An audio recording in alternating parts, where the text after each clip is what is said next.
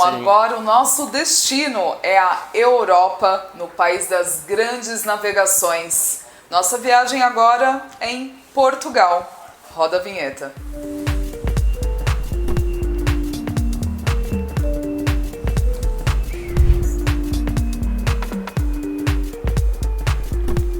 Chama agora a Elisa Baltazar, gerente de projeto editorial da startup Portugal.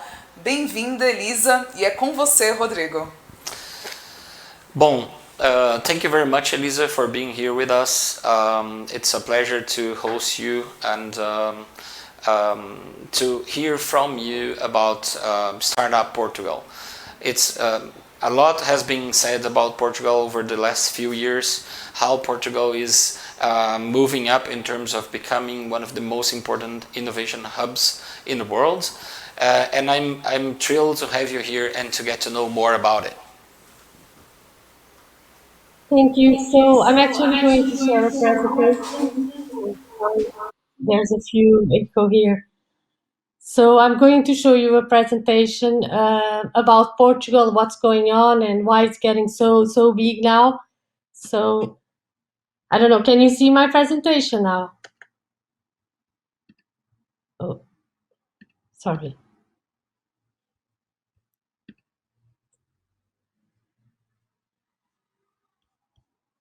Not yet. We're not seeing your presentation yet. No, don't worry. When we do things live, that means things happen. Don't worry. Yeah, it's actually my first time using this technology. So I can't find the screen I wanted to share with you. So I don't know why. So normally it should be easy, but oh.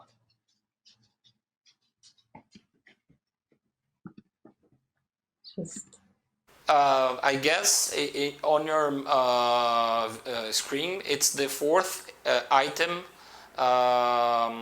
in the menu. Yeah. Yeah, okay. Thank you very much. I'm sorry. Oh, you're welcome. I'm actually, okay. Anyway, so let's start. So I'm going to explain why Portugal is now your gateway to Europe and why it's getting so big. So as you were saying, lately Portugal has been trendy among entrepreneurs and among freelancers and digital nomads. So it has been a lot of hype around Portugal, and I wanted to explain a little bit why is that. So we say we are the triple threat country. So this is because we have very talented people, we are very big, we have very good universities, and we have quite a big part of the population being high qualified. We have the right infrastructures. I'm actually going to show a little bit more in detail why we say we have the right infrastructures. And I think we are a very welcoming people. So I'm sure you've been to Portugal, or if you haven't, I'm sure you know someone that has already been that will say that we are really proud people about our country and making people feel welcome. So I do think that's a big track for other countries in Europe and not only Europe. What's going on in the ecosystem now? I have to go through the most important thing now, the most seen thing, which is the fact that we have already one decacorn and 3 unicorns, and that's for Europe is not that common. Maybe it would be common in United States and Asia, but in Europe, it's actually we are still growing in this area, and Portugal is such a small country, so this is something we are very proud of. And we know of a few more startups that are starting to grow now, and that will also become unicorns eventually, soon, we hope. Then about Portugal, why do we think we have the right infrastructures? We are the third safest country in the world according to Global Peaks Index. We are the seventh on the English Proficient Index. That means what I was saying before. We have people that are highly qualified. Still on the infrastructures, like we have a great coverage of fiber optic connectivity and very speed broadband, very fast broadband, sorry. Also, we have this advantage for expat people where we tax 20% of flat taxation for expats and no taxation of foreign income. Again, why the ecosystem is booming, or the signs that we have that the ecosystem is booming. A few years ago, this wasn't a reality in Portugal. This is something that we started seeing more or less in 2010, very slowly. And in 2018, the startups already represented 1.1% of our GDP, which is very important. And also, there's a investment being raised in 2020. We were able to raise 436 million euros, and 75% of that investment was foreign. And we are employing a lot of people. In 2008 was 25,000 people, but we are sure that those numbers are not updated, and it's growing really fast, so the numbers much be higher now. Again, we think that the ecosystem is being very attractive for entrepreneurs, freelancers, and digital nomads, also because of people. I think we are very nice people. We speak several languages. We speak Portuguese also. We have good food. I'm sure you heard already about the 1,000 different recipes we have for codfish, the bacalhau. I'm sure you know it. And also we have great weather, and it's very mild weather. It's not too hot, it's not too cold. It doesn't rain for 300 days in a year, and that makes it very, very attractive for people from other countries and even within Europe. Then about Startup Portugal, I actually didn't properly introduce myself. I'm Elisa Baltazar, so normally I'm responsible for the writing content, so that's why I'm a little bit nervous here doing the visual presentation. That's not my cup of tea, I have to say. And what is Startup Portugal? Startup Portugal is a public-private think tank. That means we are an ONG, and within our association we have public entities and also private corporates. And what we do is we are connectors. So we connect startups with entrepreneurs, with investors, with incubators, and ultimately with the government. That means that we help the government designing public initiatives that we know will accumulate the startups. We are here to listen to startups, listen to government, and try to understand what will work well for both parts to make sure this will be a good environment. We help the government implementing their national strategy for entrepreneurship. We promote Portuguese startups within Portugal, but also abroad. And we attract talent and smart money to Portugal. And to do that, we have quite a few initiatives.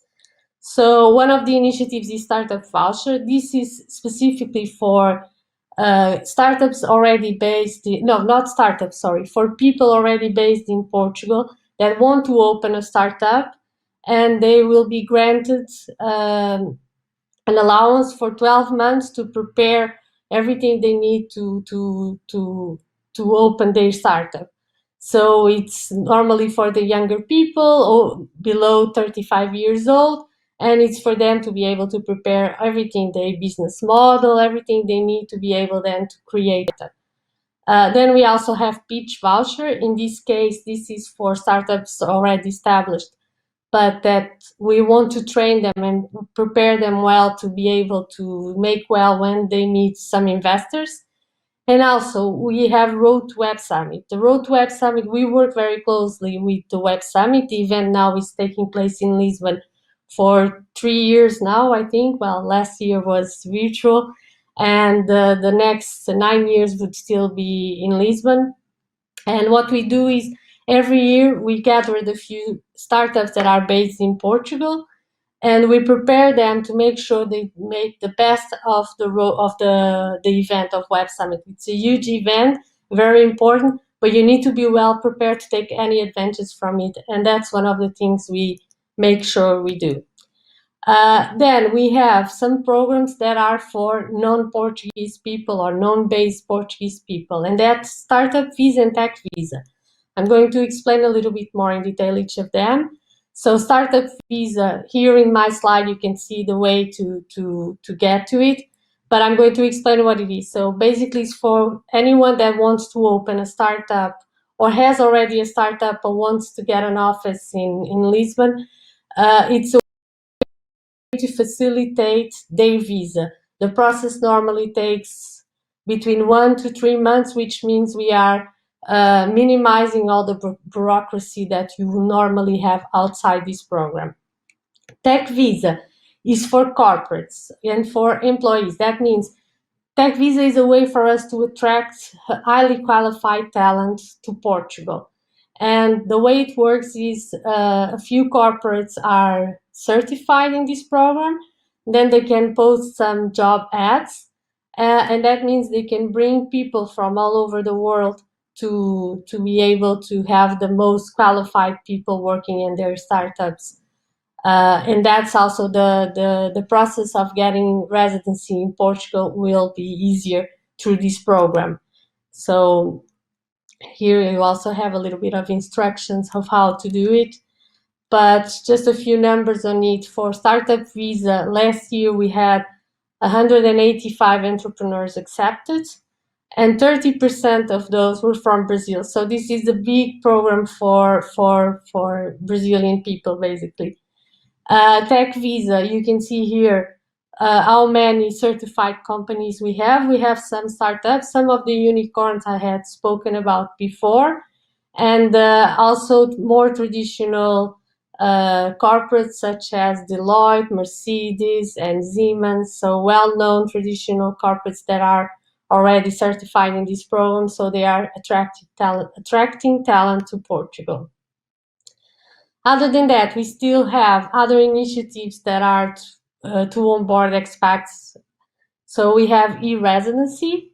E-residency is actually going to be launched by the end of this year. It's not up and running yet. And this is a program that allows people that are not living in Portugal, they don't have to physically be in Portugal, but they can have a digital Portuguese company. And this will facilitate a lot with banks and bureaucracy and startups that are not in Portugal but want to make business in Europe. So e-residency is going to be one solution for that. We also have the 200M program. This is a public-private fund where you have private investors investing in a startup, and the government will match the amount invested by the private investors. And then we also have one-stop shop. This is something also quite recent we have. I think it opened last year. This is basically one point of contact for anyone that wants to know anything about Portugal. It's for Portuguese people, no Portuguese people, to learn any questions they have. They can set up a meeting through our website, and we can get all the answers answered regarding ecosystem, bureaucracy, whatever comes to your mind, we are able to help. This is something we also launched quite recently, which is Startup Hub. This basically maps all the ecosystem in Portugal. So this is a website that we launched in partnership with Deal Room, which means you can see all the startups we have, and you can see it per vector, per location, per round of investment they have participated in. You can also see what's going on with investors. Are there rounds open? There's a lot that you can have a big picture of what's going on the Portuguese ecosystem, and actually then you can go into detail and check per the sector you are interested in, and you can see what's going on. We also have the National Network of Incubators. This is an association that makes sure that all certified incubators are working towards the same goal and using the same strategy. We also are broadcasting that the way startups works and the entrepreneurship in Portugal. So we have a podcast now, and this podcast is to show a little bit behind the tip of the iceberg. So basically, we are interviewing entrepreneurs and we want to know their story, how they got there, what challenges they have. So it's an interesting conversation to listen. We also have the Startup Tales. This is just a short video where startups are telling their story, and it's a way to promote them and also know how they got there and what they are doing.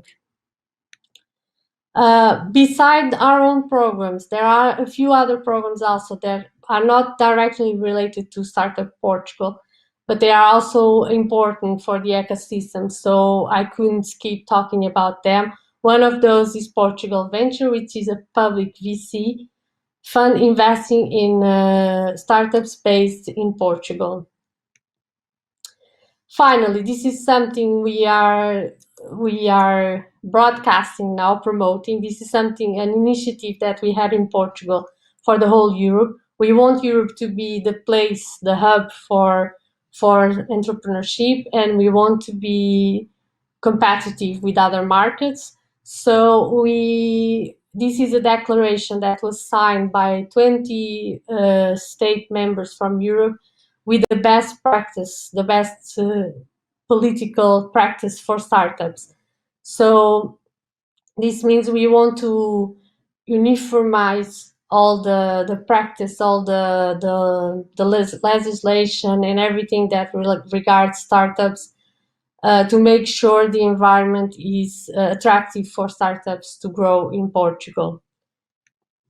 Finally, and this is me doing some shameless self-promotion, I was saying before, I'm responsible for the written content in Startup Portugal, so I write quite a few things. I write a few articles for some newspapers, I write articles on our blog, and I also do this every 2 weeks newsletter. Basically, this newsletter is our way to promote anything that is going on, like events that are interesting to attend, or calls that are opening, competitions that are opening, so people are aware of what's going on and how they can participate. We also share a few interesting articles that we found elsewhere, and a few memes just for fun. So this is what we are aiming to do at the moment. We want to make sure Portugal is definitely, as you were saying when you introduced me, the hub for innovation and entrepreneurship. That's our main goal. And that pretty much is. Thank you very much.